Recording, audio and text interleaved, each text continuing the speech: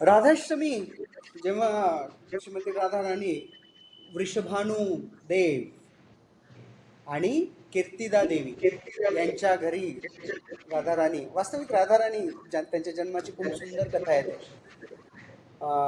वृषभानू महाराजांना यमुना नदीमध्ये एका सुवर्ण कमळावर ही बालिका प्राप्त झाली राधा. आणि ती जेव्हा आली, राधाष्टमीच्या निमित्ताने मी एक गोष्ट सांगू इच्छितो. ज्या वेळेस राधा राणी त्यांच्या घरी आली, खूप सुंदर तिची दिव्य प्रभा, परंतु ती ना बोलतीये, ना आवाज काढतीये, ना रडतीये, ना डोळे उघडतीये. तिने डोळेच उघडले नाही. खूप आनंद होता, पण दुःख होतं की ती डोळेच उघडत नाही. ते एके दिवशी नारद मुनी वृषभानू महाराजांकडे आले आणि ते म्हणतात की तुम्ही एक काम करा, एक उत्सव करा आणि त्या उत्सवामध्ये सगळ्यांना बोलवा.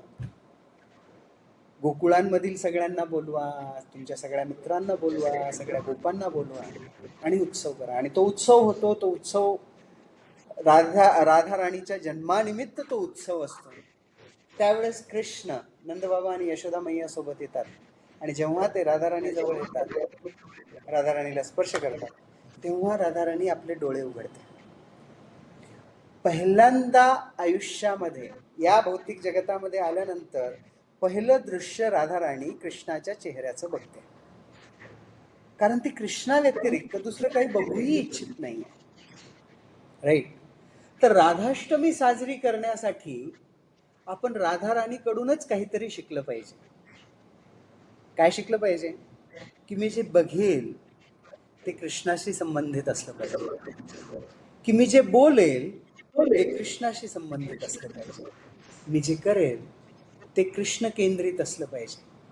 जेव्हा अशा भावनेने आपण आपलं जीवन व्यतीत करू, तर आपल्याला राधाराणीची कृपा प्राप्त होईल. राधाराणी तेव्हा प्रसन्न होते जेव्हा आपण कृष्णाची आराधना करण्यासाठी लालायित असतो, आणि कृष्ण तेव्हा प्रसन्न होतात जेव्हा राधाराणी म्हणते की हा चांगला भक्त आहे, याचा स्वीकार करा. तर राधाष्टमी साजरी करण्यासाठी आपण आपलं अध्यात्म अधिक दृढ केलं पाहिजे आणि त्या अध्यात्मामध्ये स्थित होऊन, जसं या कलियुगामध्ये आवश्यक आहे, भगवंताचं नामस्मरण करून आपण कृष्णाला आणि राधाराणीला प्रसन्न करण्याचा प्रयत्न केला पाहिजे. हरे कृष्ण महामंत्र आहे ना, हरे कृष्ण कृष्ण कृष्ण हरे हरे, हरे राम राम राम हरे हरे. याच्यामध्ये कृष्ण 4 वेळेस येतात, राम 4 वेळेस येतात आणि हरे शब्द 8 वेळा येतो.